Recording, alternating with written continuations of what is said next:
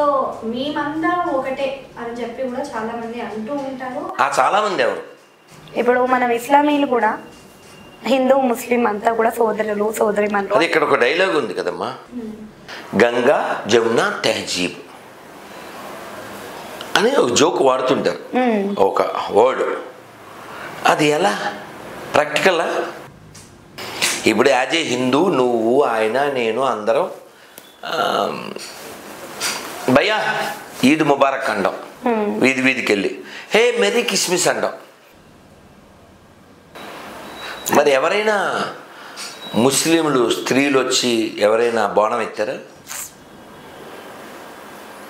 సంక్రాంతికి నీకు క్రైస్తవ ముస్లిమ్స్ విషెస్ చెప్పారా?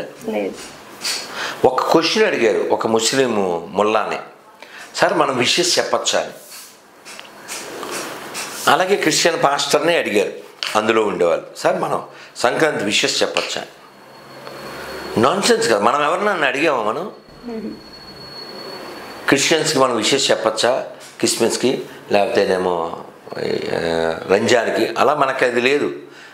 అందరూ మనకు కావాలనుకుంటాం. ఇన్ని మాటలు ఎందుకు? ఒక ఆడపిల్లగా చెప్పు తల్లి, నువ్వు బైక్ మీద వెనకాల కూర్చొని వెళ్తున్నప్పుడు, కారులో వెళ్తున్నప్పుడు నీకు ఎడం పక్కన ఒక మసీదు కనపడింది, ఓ చర్చ్ కనపడింది, నువ్వు ఎలా దండం పెడతావు చెప్పు? ఇలా అంటారా? చూపించు అంటా. మరి నువ్వు హిందూ కదా, ఎందుకు అలా అనాలి? అసలు నీకు ఆ భేదం లేదు కాబట్టి, నువ్వు బంగారు తల్లివి కాబట్టి. మన ఆడపిల్లలు బంగారు తల్లులు. మసీదులో కూడా దేవుడు ఉంటాడు, చర్చలో కూడా దేవుడు ఉంటాడు, ఏముంది అని దండం పెడతారు. అది గుడికి వెళ్తే ఏంటో ఇలా ఏదో అంటారు, ఇలా ఏదో అంటారు, ఏంటంటే చెప్తారు ఈ ఆడపిల్లలు ఏంటంటే ఇలా అంటారు, ఇలాగేదో అంటారు.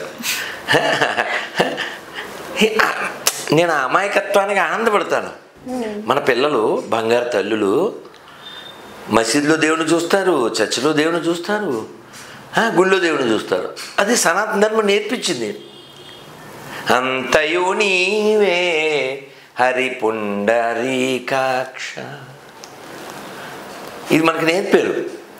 అదే నువ్వు 2 అరటిపళ్ళు తీసుకుని రోడ్డు మీద బండి మీద అమ్మేవి, నీతో వచ్చిన మీ ఒక క్రిస్టియన్ ఫ్రెండ్తో అరటిపండు తిందామా అని చెప్పి ఆకలేస్తుందని తినే ముందు 1 మినిట్ అని అరటిపండు ఇలా గాల్లో పెట్టి ఓం అను, వెంటనే ఇవ్వు. ఏమైనా కలిపావు అందులో? నువ్వు పండించావా? కొన్నావు అంతే, రోడ్డు పక్కన ఓం అని ఇవ్వు. నాకు ఇప్పుడు ఆకలి లేదే అంటది. ఇది ఏం కలపలేదుగా. ఏవెక్కింది? అమ్మాయి పేరు వరలక్ష్మి, అమ్మాయి పేరు సుబ్బలక్ష్మి, మహాలక్ష్మి. కానీ ఏమెక్కింది? పోయే కాలం ఎక్కింది, వాళ్ళ బుక్ ఎక్కింది, ఆ బుక్ వల్ల సిక్ అయింది. అది సో అలా మనకు అది నేర్పలే. సర్వే జన సుఖినో భవంతు వసుదైవ కుటుంబకం, ఇవి మన కాన్సెప్ట్లు. సో అందువల్ల ఎడారంటే ఏముంటుందమ్మా? No water no matter. అందువల్ల అది అందుకని ఈ అబద్ధం ఆడద్దు. కావాలంటే మీరు 3 తెచ్చిపెట్టండి, బైబిల్, ఖురాన్, భగవద్గీత.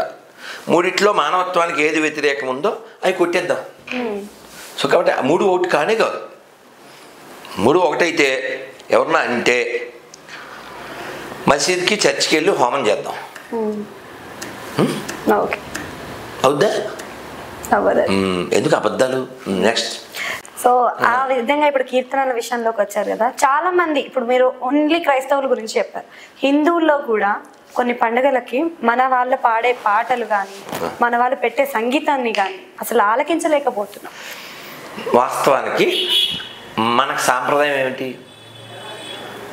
మా చిన్నప్పుడు హరికథ, బుర్రకథ, నాటకం, లేదు మంచి దేవుడి సినిమా. రాను రాను వీళ్ళ పైత్యం వల్ల ఇష్టం వచ్చినట్టు చేస్తున్నారు. డీజేలు, మొన్న చెప్పాను చోట అరిచా, డీజేలు పెట్టకుండా రోగాలు వస్తాయి.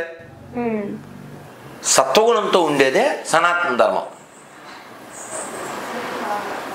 అంతేగాని గుండెపోట్లు వచ్చేలాంటి దిక్కు నో, నెవర్, డోంట్ ఎంకరేజ్. ఖచ్చితంగా కొంత శబ్దం పర్వాలే, వృద్ధులు చచ్చిపోయే అంత, పసివాళ్ళు జడుచుకో, అది ఎందుకు? అది అంత అది అది అది అస్సలు మంచిది కాదు, ఆరోగ్యానికి మంచిది కాదు. మనం ఎక్కడ రియాక్ట్ అవ్వాలి అక్కడ రావాలి. ఇప్పుడు ఛత్రపతి అని చెప్పడానికి ముందు ఎంత బాగా చెప్తారు, అది చాలా చిన్న పిల్లలు ఎంత అద్భుతంగా చెప్తారు, భలే చెప్తారు, అది చాలా చాలా బాగా చెప్తారు. అలా ఒక పాజిటివ్గా ఉండేటువంటి శబ్దం మనకి రావాలి, ఒక ప్రేరణ కలిగించేది. అందుకని రోగము భయము కలిగించేటువంటి అంత శబ్దాలు నువ్వు చెప్పింది నిజం తల్లి. ఇదంతా పైచ్య కారణం, భక్తి లేదు అందులో. అంటే ఇలాంటి వాళ్ళకి మాకు ముక్తి వస్తుంది, మేము దేవుని ఎంత అలంకరించితే, ఎంత పెద్ద హైట్లో తీసుకొస్తే, లేకపోతే ఎంత పెద్ద సౌండ్తో పెడితే మాకు ముక్తి అంత బాగా వస్తుంది అనే కొంతమంది బాగా ఆలోచిస్తున్నారు కదా గురుగారు, వాళ్ళకేం చెప్తారు? నన్ను పెద్ద పదం వాడాను, అందుకని అలా మొహంలో పెట్టా. నాన్న అసలు ముక్తి టాపిక్ ఉంటే అసలు అలా బిహేవ్ చేయదు.